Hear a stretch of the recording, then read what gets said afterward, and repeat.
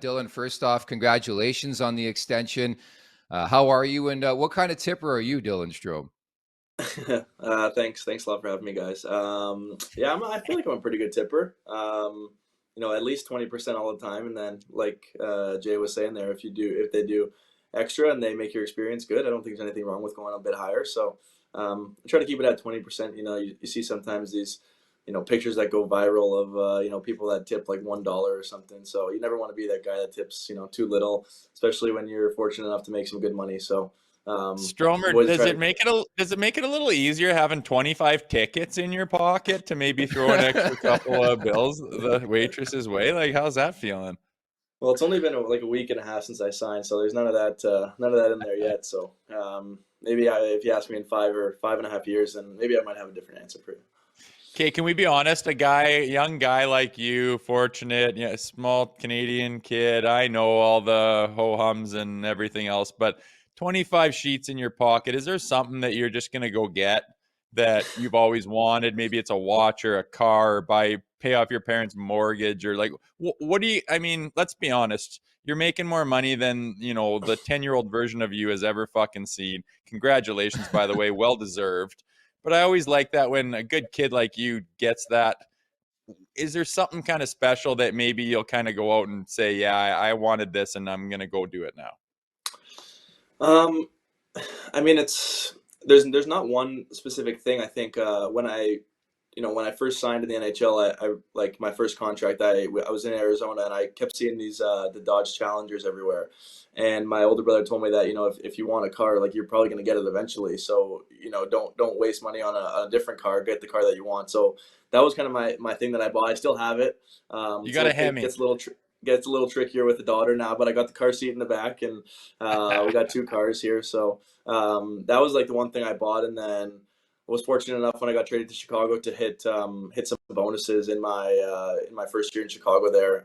So my brother and I talked, and we did pay off our parents' mortgage about 4.5 years ago. So that was Oh, something that I love it. was really special to them and special to us. And we kind of just kept it low key and did it for them, and they were very thankful. I think it took a lot of stress off them. Putting three kids from Toronto through minor hockey on a probably the best organization in Toronto. For 7 years for all three of us, is not cheap. So, I think it took a little bit of burden off them, and they can, travel a bit more now and come watch us now. So it was, nice of us to do that, and they were very, very thankful. Oh, that gives me goosebumps, man. I love that shit so much.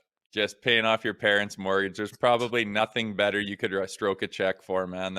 I love hearing that shit. Yeah, it was awesome. It was good. We kind of did it behind their back. We did the whole, and my Yeah. my parents' good friend is their money manager, and we had to talk to him, and kind of get it figured out, and know it's something that I think they'll remember forever, and it was awesome to do, and see the look on their faces. It was it was something that I'll remember forever as well.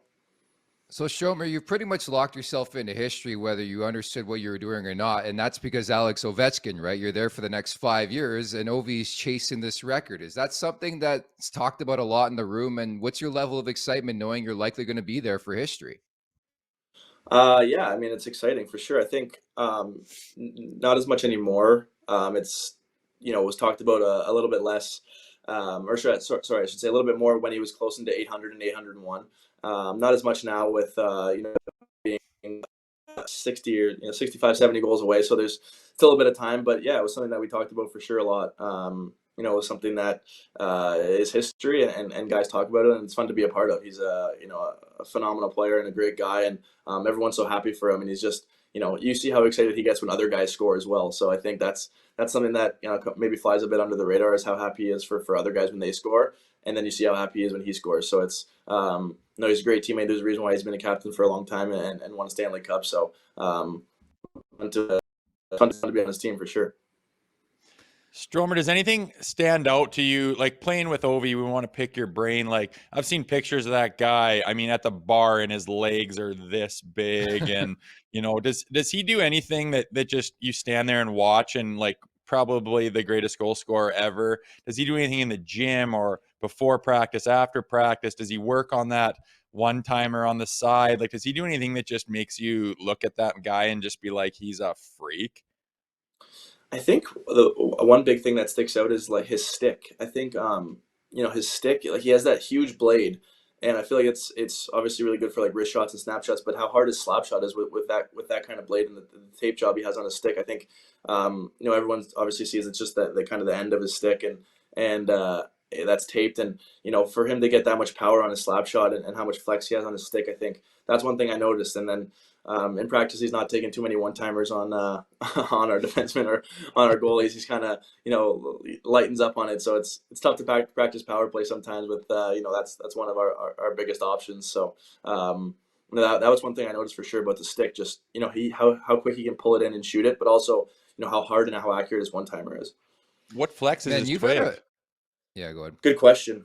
I should know that, but I don't know that. I'm think it's got to be You around. gotta look, man. I'm seeing those flex it's gotta numbers be go 90. down to like 50 and 60. Shit, I've never even heard of, man. And I'm wondering, he's a little bit old school. I'm wondering if he's got it up in the 90. But so I many think it's guys in the have got 90s. Is it? Fuck, good for him. He's old school. I love it. I was just gonna add too. I mean, you've had such a crazy journey of teammates and line mates, man. Like Rosie, listen to this. He's played with McDavid, Patrick Kane, and now Alex Ovechkin. Do you ever like pinch yourself, Strome, and you're like, "Holy shit, how lucky have I been in my career?" Yeah, I mean, those are some unbelievable players, and I think you kind of, when you're on their team and they're your friends, you kind of you don't really get a chance to sit back and look at how great of a player that players that they are that you're playing with.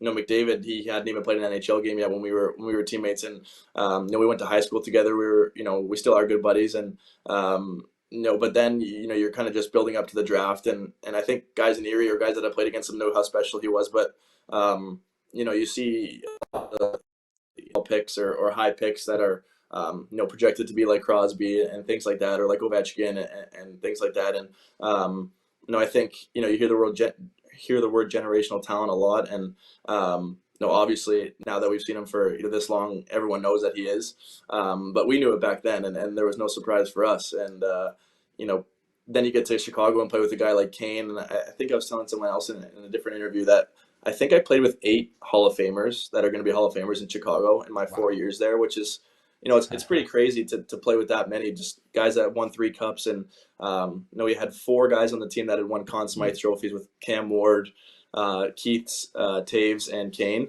And then throwing a guy like Kunitz, who had the most cups in the NHL with 4 at the time. And it was just, the list goes on and on with, Seabrook and these guys that, are just unbelievable players and guys and have won Stanley Cups. So, and then coming to it with Ovechkin, never in 1,000 years would I ever have thought I'd be playing on a line with him for 3/4 of the season and having some success, and the team's doing pretty well. So, it's sometimes it's not the straightest path, as you guys know with my career, but as long as you kind of keep building, keep becoming a more complete and better player, I think the rest will take care of itself. That's unreal, dude. Like playing in Chicago, like not a bad city, like one of my favorite cities in all of the US, man. And then you touched on it. They were kind of like a modern dynasty, like considering it's a salary cap, them winning cups and the Hall of Famers they had. Pretty good. I know, your allegiance lies with Washington right now and you just signed and your heart's there and everything, but playing in that city with those guys probably set you up a lot for, how to be a professional. Watching Jonathan Taves and, seeing how these guys operate probably helped you out a lot, I would imagine.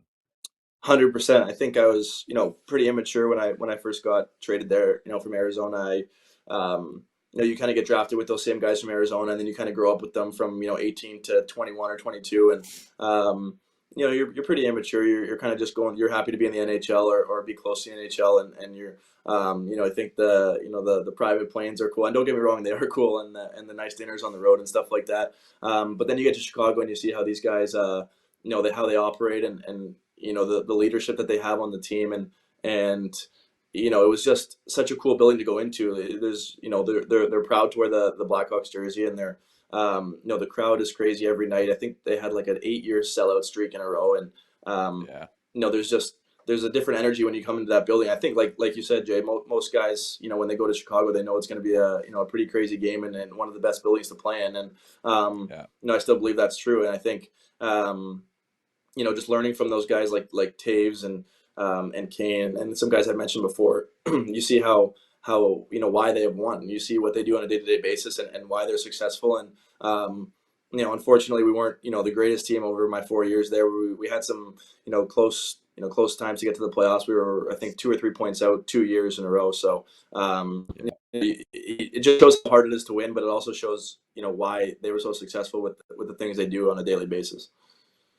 You still get fired up to play outdoors. Got a game coming up on Saturday, obviously against the Hurricanes here. Yeah, I've only played in one outdoor game ever, really. I guess you don't really play as a kid much. Just maybe pond hockey in the park. But that Notre Dame game was pretty cool. That building was just it was electric. There was we had the planes do the flyover, and it was cold. It was a little bit snowing. It was I think there was 85,000 fans there and like 70,000 Blackhawks fans. So it was just people were coming in from everywhere. And unfortunately, we didn't win. The Bruins got the best of us that night, but it was such a cool experience. So I'm looking forward to this next one. I think it'll be hopefully just as cool. It's different because that one was obviously the Winter Classic, so all eyes are on that game. It's January 1st, just after New Year's. You're the only game on that day. So there's so many things that go around it. Christmas just happened, New Year's just happened. So this one's going to be, I think, a little bit different of a feel, but we're fighting for our playoff lives here, so the points matter, and we let one slip away from us last night. So the points are huge for us right now. Yeah, it's pretty cool, man. Those outdoor games, I imagine it's a little different. Like I bet the coach is trying to keep you in check and keep you focused. There's so many distractions going on, so many different things guys are doing. Like your whole routine's probably blown, but the guys also want to probably, I imagine, enjoy the process and take it all in. And I imagine this year, when the coach is trying to keep you on track and whatnot, is it a tough balance between trying to take it all in and enjoy the process and say, wow, all this is kind of a once in a lifetime thing. Maybe you get to do it a couple times in your career if you're lucky. Is the coach trying to reel you in and say, hey, we got a game to play and stay focused and we got to remember our systems and all that shit too? Is it kind of a fine balance? I think it's a bit of both, exactly like you said, like a fine balance, because of course you want to get a little bit more amped up. You play 82 games in a season, and 81 of them are in a normal rink, and then you get this one extra game. So it's definitely a bit exciting, and I think everyone should get a little bit more fired up for it, which we will, and I'm sure the coaches will too. We're wearing new jerseys. Pretty much everyone's family's going to be there. We got a family skate the night before. The game's at 8:00, so it's a little bit later. It's going to be under the lights. Things that you don't get to do very often. So I think in that sense, you got to kind of soak it in. And like you said, you only play in maybe, if you're lucky, a couple in your career, depending on how what team you're on or where you play and things like that. So, I think you just got to take it in stride. And like I kind of said before, the points are obviously huge, and that's kind of what really matters. But I think the whole couple of days leading up to it's going to be exciting, and something that everyone's going to get a little extra fired up for. And we'll be the road team this time, and I'm sure there'll be probably pretty even, I would think, Capitals and Hurricanes fans. So it's it should be loud in there either way, but it's going to be exciting. Fired up for you. Just a couple more and we'll let you go. I have to ask about the Leafs. Obviously, this show is called Leafs Morning Take. You guys have played them 3 times this season. And also, can you confirm or deny that the Leafs were poking around on Dylan Strome last offseason? That was more of a Twitter thing, to be honest. That was not I don't think they were poking around. At least I never heard anything. So no, I think they only had I think they spent all their cap in the summer on that July 13th or 14th on Yarncroke, I believe. I think they had 2.1.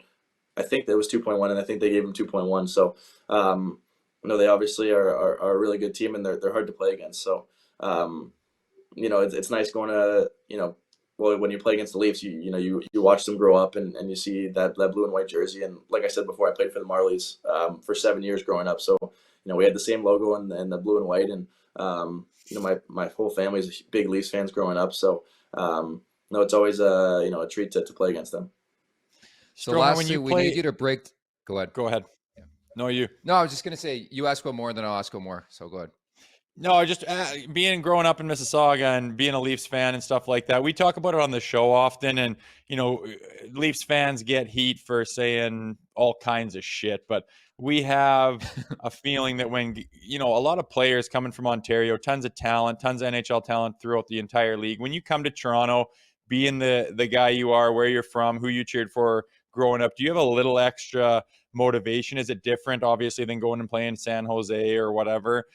Do you feel like guys bring it, and do you bring it a little extra, knowing that your buddies are talking about it from high school, your friends and family might be in the crowd? Is it a different deal playing in Toronto than your average game? Yeah, I think it is for sure. I think when you play your first game there, it's like you've been to tons of games at the ACC or now Scotiabank Arena, I think it's called, Yep. and so it's just it definitely is a different atmosphere. It's you go there. If you're lucky, obviously tickets are expensive in Toronto. If you go there, if you're lucky, a few times a year or maybe once a year to watch games, but you're watching so many on TV, and I think when you play against the Leafs, it's definitely it's like the Yankees or the Cowboys. I think it's a team that teams definitely circle on their calendar, and like you said, there's a lot of guys from Toronto in the league. So going back home and playing in front of friends and family, definitely gets guys fired up. But I think it also can work both ways. I think when there's friends and family there, it maybe adds a bit of extra pressure, and they're coming to the game. They, like when I was in Chicago, you played there once a year, so everyone wants to come watch you, or people that you went to high school with are at the game and things like that. So I think it's different for sure. I don't know if it would be a little extra boost, or it could be the other way. I think it's a Yeah. cool rink to play in. You're playing against Maple Leafs, so that's something that you watched grow up for 15 20 years until you got drafted, or until your allegiance went elsewhere, and so it's always fun to play there. Okay, producer Alex, roll the tape. We got some tape to review with you, and I got to ask you off the top, over under pops that Jay Rosehill had last night. I'm sure you remember this. I've asked you this before, but I just think it's so hilarious. Rosie, I think you're seeing this for the first time. Roll the tape, Alex. Who is it? Can you break that down for us? Yeah, I mean, for sure, we had a couple in the crowd, and before the game. I think when you go to a Blue Jays game, there's a little extracurriculars that go on. We went to grab a beer before, and then we had a couple. Then that's the bottom of the ninth, and the Jays are down 5-4 to Boston, and it's a rivalry. So it looks like I'm by myself when you watch this video, but I promise there was like Yeah. 5 or 6 of my friends, and my dad and 2 brothers were next to me. So, we were all kind of yelling, but in just the camera angle, it looks like I'm at the game by myself, just yelling, yelling to the pitcher by myself. But I know the crowd was getting pretty fired up, and at the time, I think the count you see there is 2-0, and the guy just threw pretty high. I think it was on Springer. And then they end up coming back and winning that game. So I'd like to think that maybe we played the crowd in there, played a little bit of a part in it. And it's always fun to go to Blue Jays games. They were right in the hunt there of the playoffs, and I think it was pretty. Or that might have been maybe around mid-June or something. So I think that the season was well on the way. So it's always fun to go to a game. But I was definitely fired up at the pitcher, and they came back and got the walk-off win. So it was a fun game to go to. I remember laughing at you were trending on Twitter, and I'm like, what the fuck's going on? I thought something had happened, like trade-wise, and it was like, no, he's at a Jays game just yelling at a Boston Red Sox pitcher. I think that's I know tremendous, dude. I know we've kept you. Go ahead, sorry. we were on the train on the way home, and then I was getting like, I got a few texts like at the game saying like, I just saw you on TV, and I'm like, oh no, like what did I say? Like, because like you're yelling, you're up there, you're yelling, like I don't know what I said. Yeah. So I guess it was now that I look back on it what I'm saying, but I think I'm wearing a jersey, I got the rally cap going, so I was clearly pretty into the game. But I remember going home on my way home. We were on the train, and I was checking Twitter, and all of a sudden I checked my Twitter, and I had like 80 mentions, and I'm like, oh god, that's never a good thing to see. So no, we had a good time, and Jay's games are always fun to go to.